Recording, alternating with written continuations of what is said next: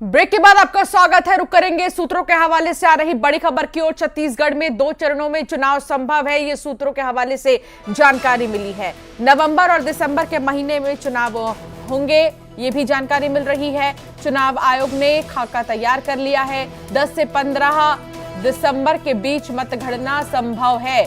मुख्य चुनाव आयुक्त की मंजूरी के बाद ऐलान होगा। चुनाव आयोग जल्द तारीखों का ऐलान कर सकता है। सूत्रों के हवाले से जो जानकारी मिल रही है, बता दें कि मध्य प्रदेश की अगर बात करें तो 230 विधानसभा सीटें हैं। छत्तीसगढ़ की अगर बात करें तो 90 विधानसभा की जो सीटें हैं उस पर वोट डाले जाएंगे। तमाम प्रत्याशियों के किस्मत ईवीएम में कैद हो जाएंगे और तारीखों को लेकर अभी भी इंतजार करना बाकी है, क्योंकि तारीख का ऐलान इलेक्शन कमीशन ने अभी नहीं किया है। लेकिन सूत्रों के हवाले से हमें ये जानकारी मिल रही है कि छत्तीसगढ़ में एक तरफ जहां 2 चरणों में चुनाव होंगे, तो मध्य प्रदेश में एक ही चरण में चुनाव संभव है। हालांकि मतगणना की तारीख 10 से 15 सितंबर के बीच की संभावना है, रखी गई है। संभव है कि 10 से 15 दिसंबर के बीच मतगणना होगी।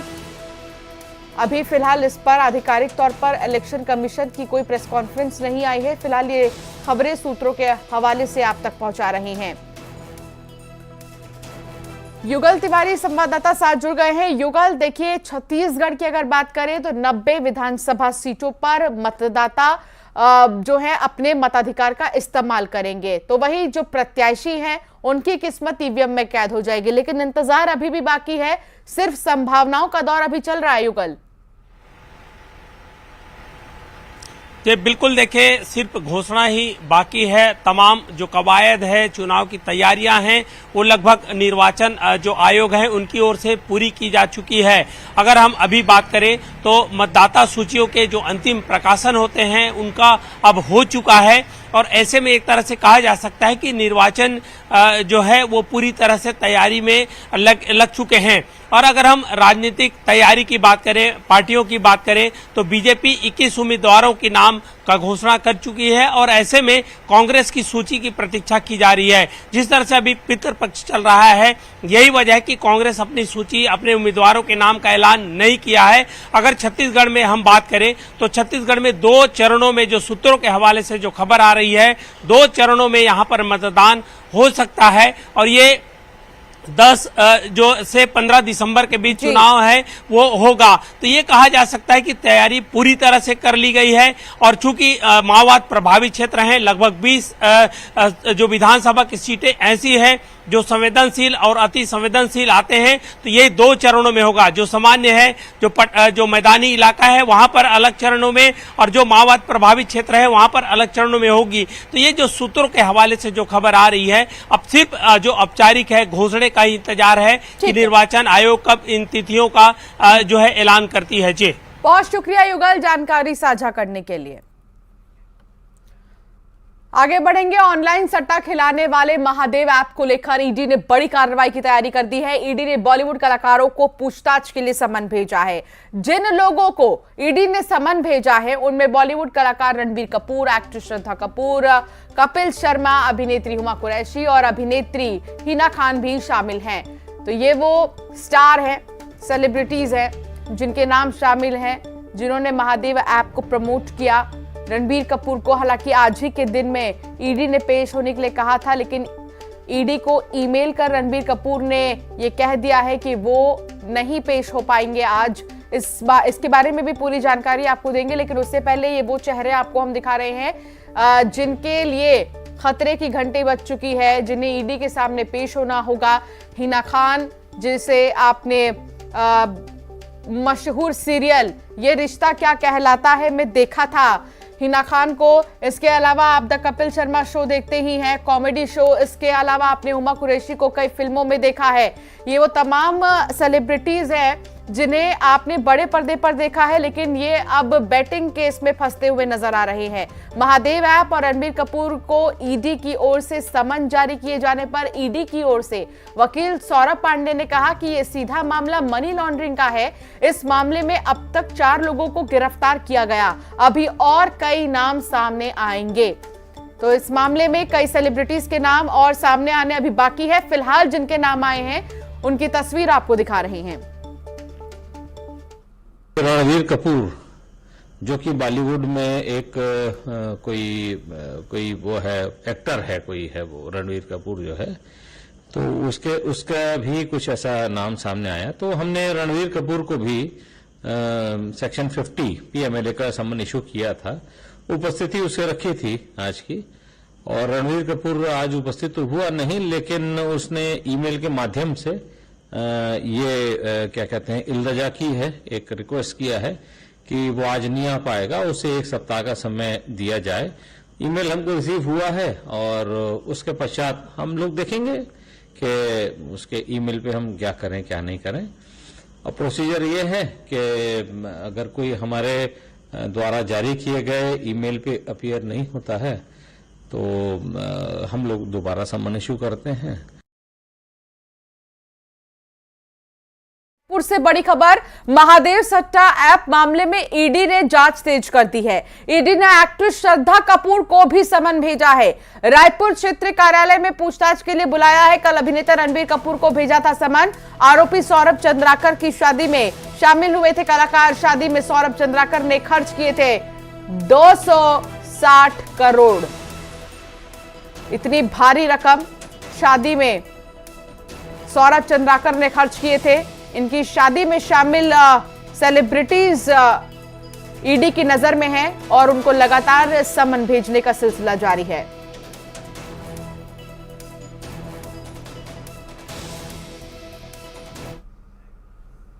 तो महादेव ऑनलाइन सट्टेबाजी ऐप पर जैसे जैसे शिकंजा ईडी और जांच एजेंसियों का कसता जा रहा है, वैसे वैसे कई बड़े खुलासे भी होते जा रहे हैं। जिस महादेव सट्टा ऐप को सौरभ चंद्राकर ने शुरू किया था, वो सौरभ चंद्राकर पहले एक जूस की दुकान पर काम करता था।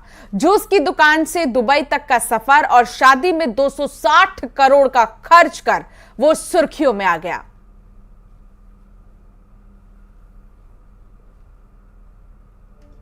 तो ये वही जूस फैक्ट्री आपको दिखा रही हैं जहां पर सौरभ चंद्राकर एक समय पर काम करता था और फिर उसने दुबई तक का सफर तय किया और फिर उसने 260 करोड़ में शादी की। महादेव ऑनलाइन सट्टे के खिलाफ दुर्ग पुलिस ने सबसे अधिक कार्रवाई की है। हमारे बीच में मौजूद है दुर्ग जिले के एसपी शलभ सिन्हा सर मौजूद है, उनसे बातचीत करेंगे। सर, सबसे पहले तो ये जानना चाहेंगे कि किस तरह की अभी तक की कार्रवाई हो?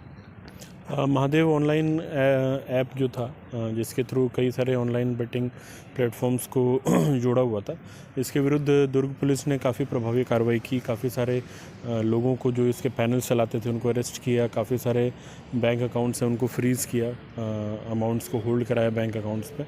इस तरीके से हमारी टीम ने पिछले साल 1.5 साल में काफ़ी कार्रवाई की है। साथ साथ जो इनके मेन संचालक हैं सौरभ चंद्राकर है, रवि उपल है, इनके विरुद्ध हम लोगों ने लुकआउट सर्कुलर भी जारी कराया है। सर, अभी तक कितने लगभग में यदि कितने ब्रांच ध्वस्त हुए हैं और कहाँ कहाँ किसमें देखा जा रहा है इसमें मतलब दुर्ग पुलिस के अलावा प्रदेश की बाकी पुलिस भी इसमें काम की है काफ़ी ज़्यादा।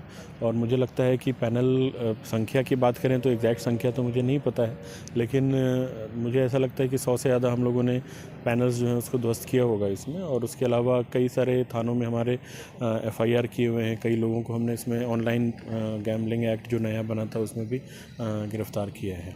अभी किस तरह की कार्रवाई आगे चल रही है? अभी जो पुराने जितने भी हमारे मामले थे उसको उसके जो अकाउंट्स और बैंक और फ़ोन डिटेल्स वगैरह थे उसको स्टडी करके उससे जो आगे का लिंकेजेस निकल सकता है वो निकाला जा रहा है। और साथ साथ लोकल स्तर पे भी हम लोग अपना सूचना तंत्र मजबूत किए हैं। अभी लोकल स्तर पे कोई शिकायत मिली नहीं है पैनल वगैरह चलने की।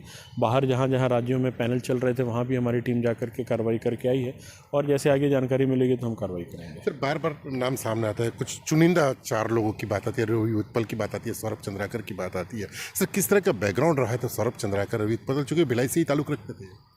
सौरभ चंद्राकर भिलाई का रहने वाला है और शुरुआती दिनों में एक जूस सेंटर संचालन करता था और साथ साथ सट्टे का भी इसके संबंध में जानकारी मिली कि सट्टे का भी छोटा मोटा काम करता था। उसके बाद रवि उपल के साथ मिल करके इन लोगों ने कुछ ट्रेनिंग ली ऑनलाइन गैम्बलिंग के संबंध में हैदराबाद जा करके, और फिर उसके बाद फिर इन लोगों ने अपना खुद का ऐप बनाया महादेव ऐप। और अब दुबई में जाकर के अभी ये लोग इस पूरे ऐप का संचालन कर रहे हैं। देखिए, कहा जाता है कि मतलब लोगों को कमाने में कई साल वर्षों लग जाते हैं, अचानक से एक ऐप आता है और ऐप के माध्यम से ये एकदम देश नहीं बल्कि विदेशों में जाकर बैठ जाते हैं। किस तरह का टेक्निक ये अपना है इस बार?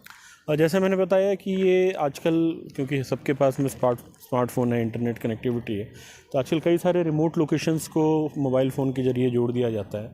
कई सारे गेम्स वगैरह जो है वो इन प्लेटफॉर्म्स पर अवेलेबल रहते हैं, जिसमें आप गेम्स खेल भी सकते हैं पैसे लगा करके, अदरवाइज़ बेटिंग भी कर सकते हैं, मतलब जो कि हमारे देश में प्रतिबंधित है।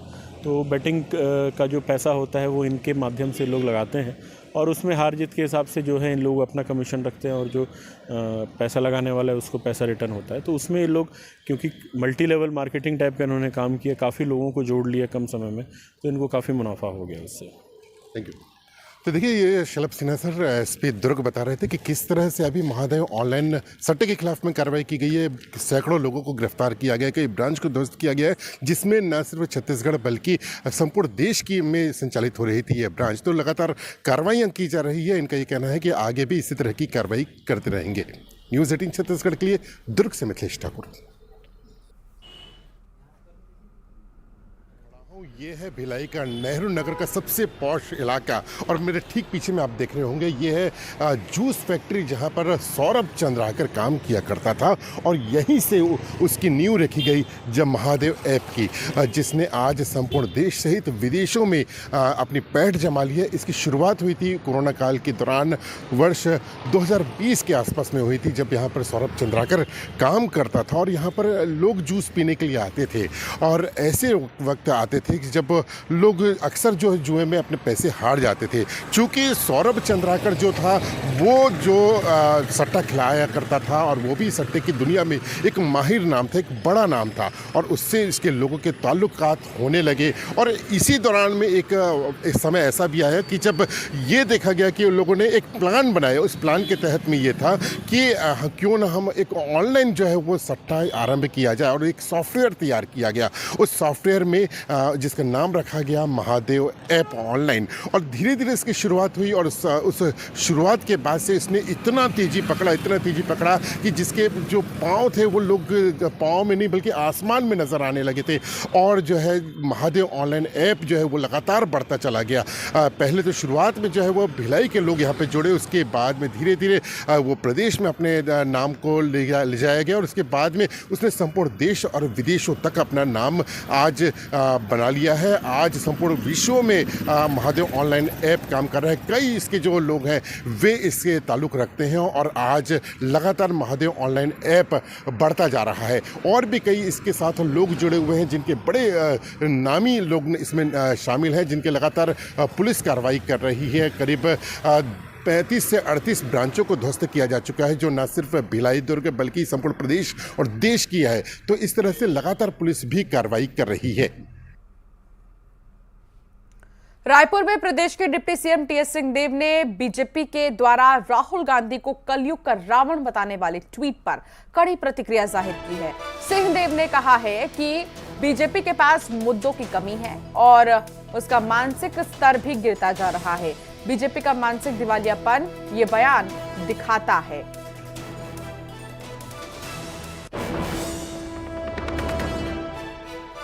की बात आ रही है पितृपक्ष वाली, तो पितृपक्ष में निकालना होता तो अभी तक निकल गया होता, क्योंकि पितृपक्ष है तो कोई बहुत जल्दबाजी कोई नहीं कर रहा है, क्योंकि कुछ लोग हैं जिनकी संवेदना इस बाबत रहती है कि इन रीति नीतियों का भी पूरी तरह से पालन किया जाए। उनसे शुद्ध विचार और खुले विचार का व्यक्ति मैंने बहुत कम देखा है। राहुल जी से जो भी समय उनके साथ बिताने का लगा है और उनकी जिज्ञासा और उनकी जानकारी धार्मिक दर्शन रीति नीति के बारे में जितनी है, हम आपकी शायद किसी के ना हो, बहुत कम की होगी। वहीं कांग्रेस उम्मीदवारों की पहली सूची अब तक जारी नहीं होने पर सिंहदेव ने कहा कि पितृपक्ष के चलते हम जल्दबाजी नहीं कर रहे हैं। अगर पितृपक्ष नहीं होता तो कब का सूची जारी कर दिया गया होता। हम 71 विधायकों और सिटिंग विधायकों के हिसाब से टिकट देने की रणनीति बना रहे हैं। क्या कहा उन्होंने, आपको सुनाते हैं। शुद्ध विचार और खुले विचार का व्यक्ति मैंने बहुत कम देखा है राहुल जी से, जो भी समय उनके साथ बिताने का लगा है। और उनकी जिज्ञासा और उनकी जानकारी धार्मिक दर्शन रीति नीति के बारे में जितनी है, हम आपकी शायद किसी के ना हो, बहुत कम की हो। नगरीय निकाय और पंचायती राज महासम्मेलन में शामिल होने के लिए प्रियंका गांधी रायपुर पहुंच गई हैं। कांकेर जिले में आज आयोजित होने वाले पंचायती राज महासम्मेलन में सरकार जिले को 866 करोड़ की सौगात देगी। तो प्रियंका गांधी पहुंच गई हैं कांकेर और आपको ये तस्वीर दिखा रहे हैं। इसी के साथ आज कई सौगात सरकार की तरफ से जनता को दिया जाएगा। ये पंचायती राज सम्मेलन है हमारे बस्तर के आदिवासी लोगों के लिए। इसमें वन विभाग, कृषि विभाग, कृषि विज्ञान केंद्र और कृषि अभियांत्रिकी। और चलिए एक नजर डालेंगे सिटी टॉप 20 की ओर।